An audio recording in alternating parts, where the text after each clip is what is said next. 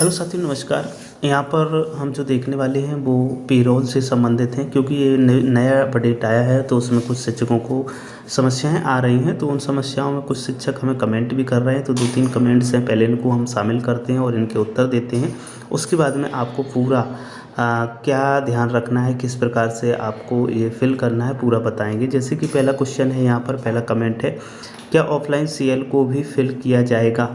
तो देखिए, जो नया अपडेट है जो पिछले माह से भरा गया है, यानी कि सितंबर माह से भरा गया है, तो इसमें किसी भी प्रकार के यदि सीएल आपने लिया है, चाहे वो ऑफलाइन लिया हो चाहे वो आपने ऑनलाइन लिया हो, तो किसी भी सीएल को भरने की आवश्यकता नहीं है। जबकि पहले जो पेरोल भरा जाता था उसमें सीएल को अपडेट किया जाता था, उसमें डेट डाली जाती थी। यहाँ पर सिर्फ और सिर्फ अनऑथराइज्ड लीव है, जो अवैध तरीके से लिया गया लीव है, तो उसको ही भरा जाएगा। तो इसमें सीएल लिया है आपने, वैलिड लिया है, नहीं भरा जाएगा। सर्वर के कारण ऑफलाइन लिया है, नहीं भरा जाएगा। दूसरा क्वेश्चन यहाँ पर है, सर अगर अनऑथराइज्ड लीव फिल कर दिया है तो कैसे डिलीट करें? यानी कि इनसे गलती से यदि अनऑथराइज्ड लीव फिल हो गया है तो कैसे डिलीट करना है? इसके लिए आपको अपने बीआरसी पर जो बिल बाबू हैं या बीईओ महोदय हैं उनको कांटेक्ट करना होगा, या एप्लीकेशन जैसे भी वो बताएं वो आप उनको प्रोसेस करके दे दें, तो ये आपकी सही हो जाएगी। इसके बाद में बात आती है, एक और हमारे शिक्षक हैं, उन्होंने थोड़ा हटके क्वेश्चन ये इसमें है, शिक्षा मित्र अधिकतम 1 माह में कितने अवकाश ले सकते हैं जिनको हेडमास्टर अप्रूव कर सकते हैं? तो देखिए, शिक्षा मित्रों के लिए भी 11 अवकाश जो हैं वो जारी हो गए हैं। पूरे शैक्षिक सत्र में कभी भी वो ले सकते हैं जब उन्हें आवश्यकता हो। और अप्रूव करने की यदि बात करें कि हेडमास्टर कितने अप्रूव कर सकते हैं, तो हेडमास्टर को केवल और केवल 4 सीएल हैं यदि, तो वो अप्रूव कर सकते हैं, इससे ज़्यादा के अप्रूव नहीं कर सकते हैं।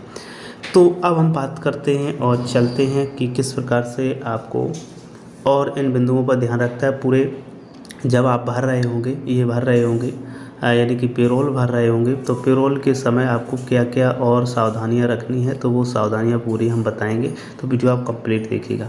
साथ ही पेरोल कैसे भरना है, लाइव यदि देखना है तो हम आपको लाइव भी दिखाएंगे।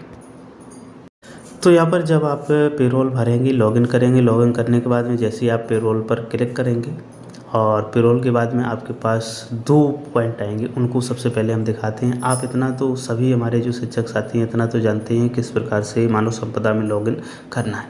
तो हम लॉगिन करते हैं और पहुँचते हैं। यहाँ पर आपको 3 ऑप्शन मिलेंगे, एक्सट्रैक्ट पेंडिंगली, ऐड अनऑथराइज्डली और व्यू एंड लॉक अटेंडेंस। तो यहाँ पर तीनों को हम डिटेल में आपको बता दें।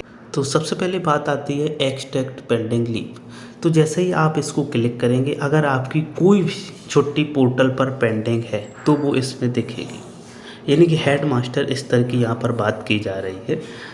कोई भी यदि हेड मास्टर की आईडी पर पेंडिंग है अवकाश, चाहे वो सीएल हो, चाहे मैटरनिटी लीव हो, चाहे सीसीएल हो, चाहे अन्य कोई लीव हो, यदि हेड मास्टर के अधिकार क्षेत्र में ये अवकाश आता है तो उन्हें अप्रूव करना है, अन्यथा की स्थिति में से फॉरवर्ड करना है। या फिर रिजेक्ट यदि होने वाला कोई अवकाश है, जैसे गलती से पड़ गया हो या सर्वर की वजह से डाला था लेकिन उस समय तो शो नहीं हुआ, बाद में शो हो रहा है, तो इसे रिजेक्ट भी कर सकते हैं। तो वहाँ की उस समय की जो वर्तमान स्थिति है उसे देखकर ये काम किया जा सकता है। तो सबसे पहला काम होगा एक्सट्रैक्ट पेंडिंग लीव में जो भी पेंडेंसी है उसे क्लियर करना होगा, उसे ख़त्म करना होगा। उसके बाद में दूसरे बिंदु पे आते हैं, तो ऐड अनऑथराइज्ड एब्सेंटी की बात की गई है। तो देखो, एब्सेंटी अनऑथराइज्ड रूप से तभी भरनी है जब वास्तव में किसी कारण से एब्सेंटी रही हो। इसमें मुख्य रूप से 2 रीजन हो सकते हैं जब आप एब्सेंटी दर्शाएंगे। एक तो कोई भी शिक्षक, शिक्षा मित्र या अनुदेशक हेड को बिना किसी सूचना के विद्यालय से अनुपस्थित रहता है, तब वो आपकी अनऑथराइज्ड एब्सेंटी में जाएगी।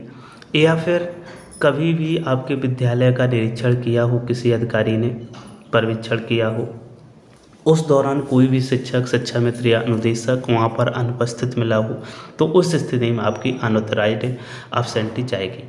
और सिर्फ अनऑथराइज्ड एब्सेंटी तभी इन 2 कंडीशन में ही भरनी है, अन्यथा की स्थिति में आपको किसी भी कंडीशन में नहीं भरनी है। इस चीज़ को आपको याद रखना है, अच्छे से ध्यान रखना है। उसके बाद में जब ये 2 काम हो जाएं आपके, तो यहाँ पर यदि कोई ऐसा नहीं है तो दूसरा पॉइंट आपको नहीं भरना है, सीधे तीसरे पर पहुँचेंगे, व्यू एंड लॉक अटेंडेंस, वहाँ पर क्लिक करेंगे। और यदि कोई आपके में एब्सेंट रहता है, अनऑथराइज एब्सेंट कोई आपने चढ़ाया है या पेंडिंग है कोई, तो उसमें नीचे शो हो जाएंगे। तो उसे आप चेक कर लीजिएगा। यदि आपने जो चढ़ाया वही है तो ठीक है, लॉक कर दीजिएगा, अन्यथा की स्थिति में पुनः एक्सट्रैक्ट पेंडिंग लीव पे जाइएगा, फिर से चेक करिएगा। हेड की जो मेन आईडी है उससे यदि कोई पेंडेंसी है उसको क्लियर करिएगा। अनऑथराइज यदि गलती से चढ़ गया है तो उसे डिलीट करिएगा, और उसके बाद व्यू एंड लॉक अटेंडेंस करने के बाद में आप उसे फाइनल सबमिट कर दीजिएगा। तो ये चीज़ें आपको बहुत ही ध्यान से रखनी है, क्योंकि पेरोल का जो नया अपडेट है उसमें थोड़ी यही समस्या बन रही है। अब हम बात करते हैं यहाँ पर अस्वीकृत अवकाश, ऐसे अवकाश जो हेड की आईडी पर पेंडिंग। ये बिंदु जो हम बता रहे हैं ये सभी आपके लिए आवश्यक हैं, जानना बहुत ज़रूरी है, क्योंकि बिना इसके आप पेरोल को सही नहीं भर पाएंगे, फिर गलतियाँ होती हैं। तो अस्वीकृत अवकाश की बात करें तो ऐसे अवकाश जो हेड की आईडी पर पेंडिंग हो, अस्वीकृत अवकाश की श्रेणी में आते हैं। चाहे वो कैजुअल लीव हो, चाहे CCL हो, मैटरनिटी हो, मेडिकल लीव हो, कुछ भी हो सकता है। तो जो पेंडिंग लीव, कैजुअल लीव की यदि है पेंडिंग, तो वो तो हेड ही उसको अप्रूव या रिजेक्ट जो भी है उनके अधिकार क्षेत्र में आता है उसे कर देंगे। CCL मैटरनिटी मेडिकल लीव है तो ये VEU को फॉरवर्ड कर देंगे। तो इस प्रकार से हेड की आईडी पर पेंडेंसी खत्म हो जाएगी। उसके बाद आती है अस्वीकृत अवकाश, नॉन सेक्शनड लीव को एक्सट्रैक्ट कर सेव करेंगे। तो जो नॉन सेक्शनड लीव है उन्हें एक्सट्रैक्ट कर देंगे और उसे सेव कर लेंगे। इसके बाद में अनऑथराइज लीव है, इसे मैंने आपको अभी बताया, अनऑथराइज या अनधिकृत रूप से लिया गया अवकाश है। तो ऐसी लीव जिसमें निरीक्षण के दौरान कोई शिक्षक अनुपस्थित मिला हो या फिर हेड को बिना पूर्व सूचना अनुपस्थित रहा हो, इसे अटेंडेंस रजिस्टर पर अनुपस्थित मार्क होना चाहिए। इसके बाद में जो अंत में आती है बात महत्वपूर्ण, कि मानव संपदा पोर्टल पर तकनीकी कारणों या सर्वर समस्या के कारण यदि किसी शिक्षक की कैजुअल लीव सेंड नहीं हो पाती है, पर हेड को छुट्टी की सूचना देकर आकस्मिक अवकाश उपस्थिति पंजिका में अंकित है और अभी तक प्राप्त सूचना से ऐसे अवकाश को पेरोल में अंकित नहीं करना है, उस शिक्षक द्वारा एक प्राथमिक पत्र हेड से फॉरवर्ड कराकर BRC में देकर लीव बैलेंस सही कराना पड़ेगा, जिससे मानव संपदा पोर्टल पर छुट्टियों की काउंटिंग सही हो सके। बस इतना काम करना है।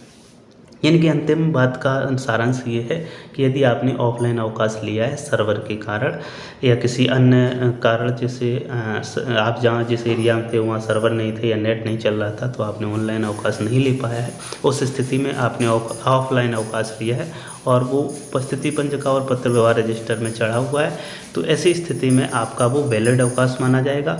बस उसे मानव संपदा पर सही करवाने के लिए आप एक वैलिड अवकाश रहेगा। बस एक एप्लीकेशन आप लिखिएगा जिससे कि मानव संपदा पर भी उसका जो बैलेंस है वो सही हो जाए और वो आप हेड से फॉरवर्ड करा के BRC पर जमा कर दें। बस ये काम आपको करना है। उसके बाद में आप आसानी से भरिएगा। कोई किसी प्रकार का डाउट फिर भी यदि आपके मन में आता है तो आप हमें कमेंट ज़रूर करें।